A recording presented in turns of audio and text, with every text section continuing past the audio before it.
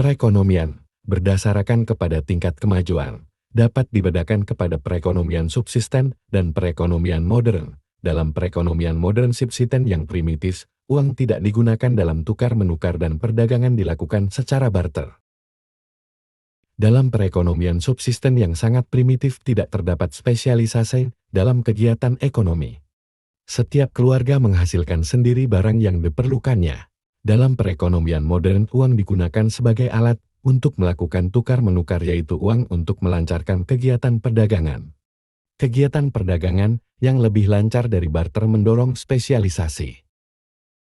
Sebagai akibat spesialisasi, dalam perekonomian modern, terdapat pemisahan yang jelas antara berbagai pelaku kegiatan ekonomi, terutama di antara golongan pekerja dengan golongan pengusaha. Spesialisasi menimbulkan 3 kebaikan utama. 1. Mempertinggi efisiensi penggunaan faktor-faktor produksi. Kedua, mempertinggi efisiensi memproduksi. Ketiga, mendorong perkembangan teknologi. Berdasarkan fungsi kegiatan ekonomi yang dijalankan, pelaku kegiatan ekonomi dalam setiap negara dibedakan kepada 3 golongan: perusahaan, rumah tangga, dan pemerintah. Perusahaan berfungsi sebagai produsen barang dan jasa yang diperlukan rumah tangga, pemerintah, dan perusahaan lain. Rumah tangga merupakan penyedia faktor-faktor produksi sekaligus sebagai konsumen dari barang dan jasa. Sedangkan pemerintah bertindak sebagai pengatur kegiatan ekonomi dan produsen. Kegiatan ekonomi yang tidak diatur oleh pemerintah hanya ditentukan interaksi perusahaan dan rumah tangga dinamakan perekonomian pasar bebas.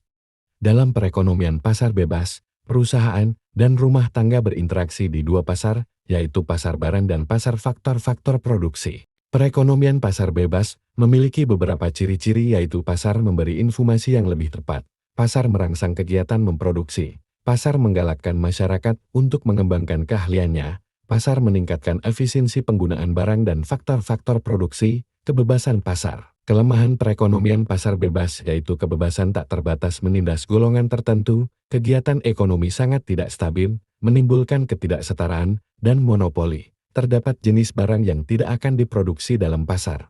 Pasar dapat menimbulkan eksternalitas yang negatif. Menyadari adanya beberapa kelemahan sistem pasar bebas di berbagai negara, maka pemerintah akan ikut campur tangan dalam kegiatan ekonomi. Tujuan campur tangan ini untuk mengatasi kelemahan sistem pasar bebas.